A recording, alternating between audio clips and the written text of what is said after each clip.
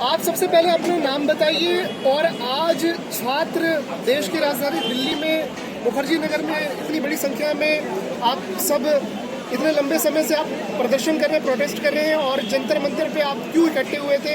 ये प्रदर्शन क्यों है, किस लिए है, क्या समस्या है युवाओं को और छात्रों को? मैं सुभाष कुमार ठाकुर बिहार से आता हूँ। ये आज कहीं केवल प्रोटेस्ट नहीं है और प्रोटेस्ट कहना भी गलती है, क्योंकि ये प्रोटेस्ट का मतलब होता है विरोध करना। हम विरोध नहीं कर रहे हैं, हम कुछ सरकार से मांग कर रहे हैं।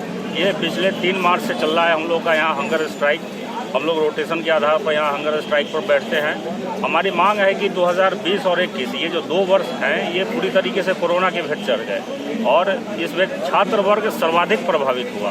प्रभावित तो हर एक क्षेत्र हुआ, लेकिन जो छात्र वर्ग है, चाहे वो स्कूल जाने वाला हो, कॉलेज जाने वाला हो या हमारे जैसे प्रतियोगी परीक्षाओं की तैयारी करने वाले छात्र हों, ये वर्ग सर्वाधिक प्रभावित हुआ है। और प्रधानमंत्री जी ने लगभग हर क्षेत्र को राहत पहुँचाई है, चाहे वो इंडस्ट्रीज हो, राहत पैकेज लेकर के आप आ रहे हैं, कॉरपोरेट टैक्स कम कर रहे हैं, इसी तरीके से सारे क्षेत्रों को राहत पहुंचाई है। लेकिन हमारा जो छात्र वर्ग है वो अब तक राहत से अछूता है।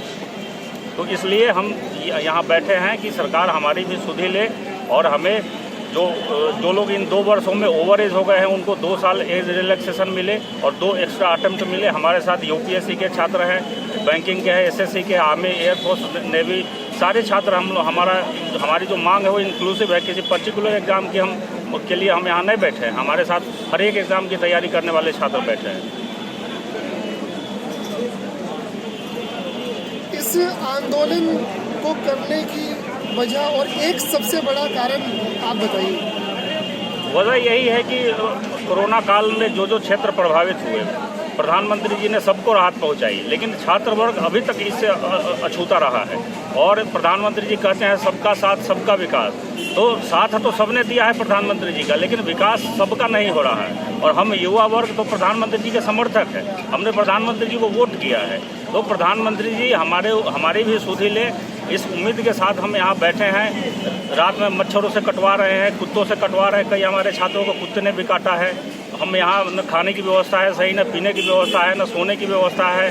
गर्मी बढ़ते जा रही है, फिर भी हम यहाँ डटे हुए हैं। और सरकार से मैं एक बात ये भी कहना चाहता हूँ कि मैं याचक नहीं हूँ, हम लोग याचक बन के यहाँ नहीं बैठे हैं। सरकार जब तक हमारी मांगों को नहीं मानेगी, हम यहाँ से आसानी से बैक होने वाले नहीं हैं। अभी तो हम गांधीवादी तरीके से शांतिपूर्ण आंदोलन कर रहे हैं, क्योंकि हमने संविधान का अध्ययन किया है, तो हमें पता है कि हमें संविधान का वायलेशन नहीं करना है, कानून का वायलेशन नहीं करना है। लेकिन सरकार अगर यूँ ही कान में तेल डालकर सोई रही तो कब तक? हम धैर्य की भी अपनी एक सीमा होती है।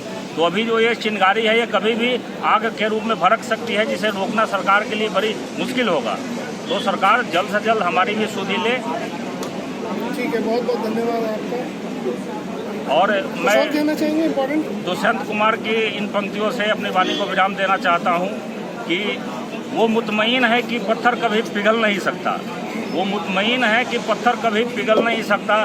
मैं बेकरार हूँ आवाज़ में असर के लिए। तो प्रधानमंत्री जी से आग्रह है कि आपको कुछ नहीं करना है, आपको न तो संविधान में संशोधन करना है, न ही इससे सरकार के ऊपर कोई वित्तीय बोझ आनी है, न ही पार्लियामेंट में आपको इसके लिए बिल लेकर के आना है। एक कार्यकारी आदेश जारी करके आप ऐसा कर सकते हैं, आपके पास ये अथॉरिटी है। पहले भी यूपीएससी ने 1992 में ऐसा किया है, 2014 में ऐसा किया है, 2015 में ऐसा किया है। जो राज्य के जो लोक सेवा आयोग होते हैं वो भी कॉन्स्टिट्यूशनल बॉडी है। तो कई राज्य लोक सेवा आयोग ने, जैसे उड़ीसा, महाराष्ट्र, गुजरात आदि ने भी अपने वहाँ के छात्रों के लिए रिलैक्सेशन दिया है, एक्स्ट्रा अटेम्प्ट दिया है, एज में रिलैक्सेशन दिया है। यूजीसी ने जीआरएफ वाले को 1 साल का एक्सटेंशन दिया है।